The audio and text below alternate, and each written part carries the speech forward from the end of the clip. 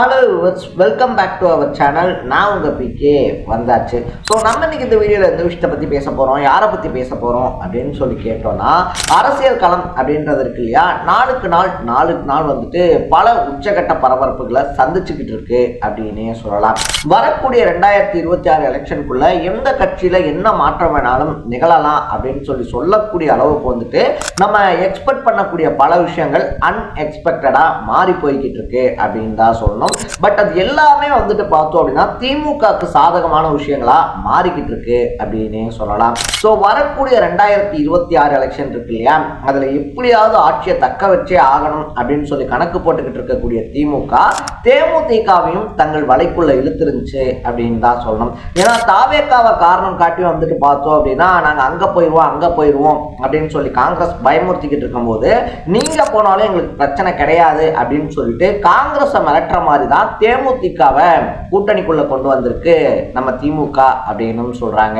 So ஒருவேளை வந்துட்டு காங்கிரஸ் தாவேக்காவோட கூட்டணி வச்சாலும் கூட தேமுதிகக்கான சீட்டுகளுடைய எண்ணிக்கை அதிகரிக்கிறதுக்கான வாய்ப்புகள் இருக்கு அப்படின்னு சொல்லிக்கிட்டு இருக்கும் போதும், இன்னும் கட்சியை வலுப்படுத்தணும் அப்படின்ற நோக்கத்தில் பார்த்தோம்னா ஓபிஎஸ் இழுக்கிறதுக்கான பேச்சுவார்த்தைகள் அப்படின்றதும் தொடர்ந்து நடந்துகிட்டு இருக்கு அப்படின்னு சொல்றாங்க.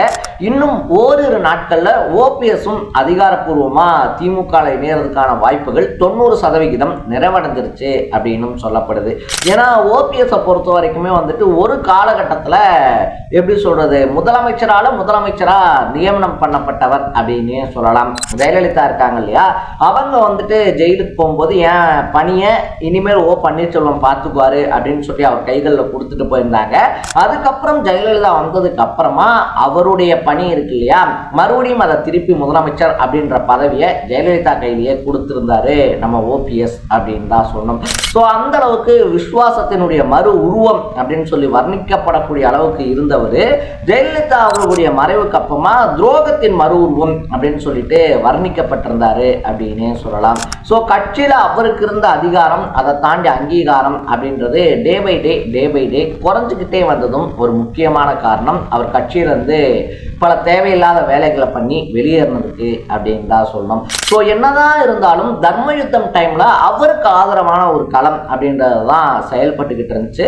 அந்த களத்தையும் ஓபிஎஸ் இருக்கார் இல்லையா, அவர் சரியா கையாளாம விட்டுட்டாரு அப்படின்னே சொல்லலாம். ஸோ அதை தாண்டி வந்துட்டு பார்த்தோம்னா டெல்லி தலைமை இருக்கு இல்லையா, டெல்லி தலைமை கை கொடுக்கும், மறுபடியும் எப்படியாவது அதிமுக ஐக்கியமாயிரலாம் அப்படின்னு சொல்லிட்டு என்னதான் குட்டிக்காரனை அடிச்சு பார்த்தாலும் இபிஎஸ் அவர் இருக்கார் இல்லையா, எடப்பாடி பழனிசாமி, அவர் ஓபிஎஸ் சேர்த்துக்கிறதா இல்லை அப்படின்னு சொல்லி திட்டவட்டமா சொன்னதுனால அரசியல் எதிர்காலத்தை காப்பாற்றியே ஆகணும் அப்படின்ற அந்த நிர்பந்தத்திலையும் அந்த கட்டாயத்திலையும் தான் திமுக சேர்றதுக்கான முடிவுகளை மும்முரமா யோசிச்சுக்கிட்டு இருக்காரு ஓபிஎஸ் அப்படின்னு சொல்றாங்க. அதனுடைய வெளிப்பாடு தான் பார்த்தோம் அப்படின்னா இன்னைக்கு வந்துட்டு பிரஸ் மீட்லயே மறுபடியும் திமுக இருக்கு இல்லையா, திமுக ஆட்சி அமைக்கும் அப்படின்னு சொல்லிட்டு அவருடைய ஓபிஎஸ் ஆதரவு எம்எல்ஏயான உசிலம்பட்டி ஐயப்பன் இருக்கார் இல்லையா, அவர் சொன்ன கருத்து கரெக்டு தானே, மக்கள் மனசுல என்ன இருக்கோ அதைத்தானே சொல்லியிருக்காங்க அப்படின்னு சொல்லிட்டு இன்டைரக்டா சொல்லியிருக்கிறதோட மட்டும் இல்லாம ஸ்டாலினையும் சந்திச்சு தனியா பேசியிருக்காரு ஓபிஎஸ் அப்படின்னே சொல்லலாம். ஸோ கிட்டத்தட்ட வந்துட்டு பார்த்தோம் அப்படின்னா ஓபிஎஸ் உள்ள கொண்டு வரதுக்கான எல்லா பிளான்ஸும் சக்சஸ்ஃபுல்லா முடிஞ்சிருச்சு. என்ன பதவி, என்ன மாதிரியான அதிகாரங்கள் தரப்படும் அப்படின்ற மாதிரியான பேச்சுவார்த்தைகள் தான் போய்கிட்டு இருக்கு அப்படின்னு சொல்றாங்க. ஸோ என்ன பண்ணிக்கிட்டு இருக்காரு ஓபிஎஸ் திமுக சேர்றதுனால யாருக்கு என்ன லாபம் அப்படின்றதெல்லாம் தான் நம்ம பேச போறோம். அதுக்கு முன்னாடி சேனலுக்கு புதுசா வந்திருந்தீங்கன்னா மறக்காம சேனலை ஃபாலோ பண்ணி சப்ஸ்கிரைப் பண்ணிக்கங்க. வந்துட்டு பார்த்தோம் அப்படின்னா என்னதான் ஓபிஎஸ் வெளியே அப்பாவித்தனமா இருந்தாலும் கூட ஓபிஎஸ்க்குள்ள ஒரு நல்ல அரசியல்வாதி, அதாவது அரசியல்வாதிக்கு தேவையான அத்தனை விதமான விஷயங்களும் ஓபிஎஸ்க்குள்ள இருக்கு அப்படின்னே சொல்லலாம். ஏன்னா ஜெயலலிதா கிட்ட வந்துட்டு பார்த்தோம்னா அந்த பதவியை திருப்பி கொடுத்ததும் அதை தாண்டி வந்துட்டு எனக்கு உண்டான பதவி கிடைக்கல அப்படின்னு சொல்லிட்டு அதிமுகவினுடைய பொதுக்குழுவையே கோர்ட்ல கேஸ் போட்டு இழுத்தது அப்படின்னு சொல்லி ரெண்டையுமே பண்ணது ஒரே மனுஷன் தான். ஸோ ஓபிஎஸ் பொறுத்த வரைக்கும் அவருக்கு என்ன வேணுமோ, அவருக்கு என்ன கொடுக்கணுமோ அதை கொடுத்துட்டா ஓபிஎஸ் கூட நிற்பாரு. அப்படி இல்லை அப்படின்னா ஓபிஎஸ் எதிர்த்தா அவர் எதிர்த்து நிற்பாரு அப்படின்றத தெளிவா அரசியல் களத்துல அவங்கள காமிச்சிருக்காரு ஓபிஎஸ் அப்படின்னு தான் சொல்லணும்.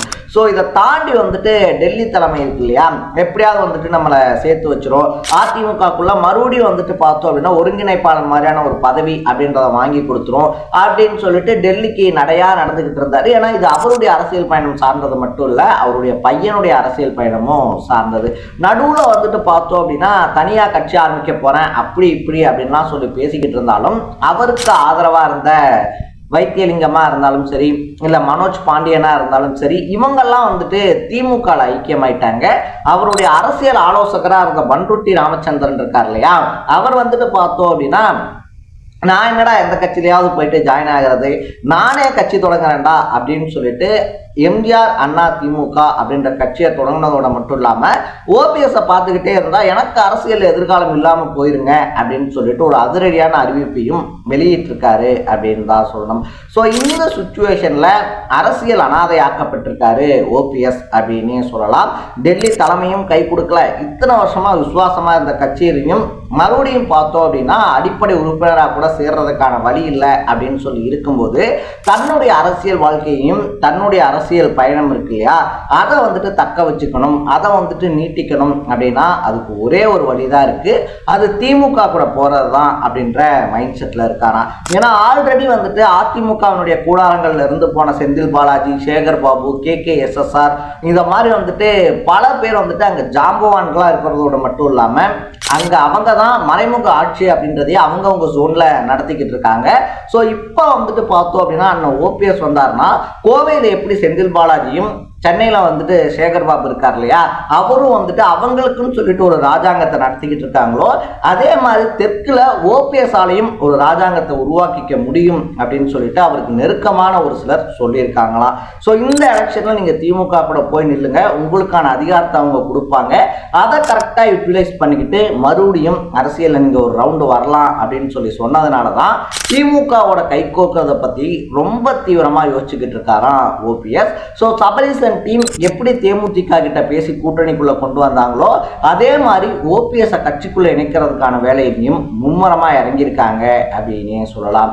ஸோ நீங்க என்ன நினைக்கிறீங்க, ஓபிஎஸ் திமுகக்குள்ள வர்றது அவருடைய அரசியல் எதிர்காலம் இருக்கு இல்லையா, அதுக்கு புதிய உதயமா இருக்குமா, இல்ல அவருடைய அரசியல் எதிர்காலத்துக்கே அது அஸ்தமனமா மாறிடுமா அப்படின்றத கமெண்ட் பண்ணிட்டு மறக்காம சேனலை ஃபாலோ பண்ணி சப்ஸ்கிரைப் பண்ணிக்கோங்க. நாளைக்கு இதே மாதிரி இன்னொரு இன்ட்ரெஸ்டிங்கான வீடியோட சந்திக்கலாம். தட பை பை.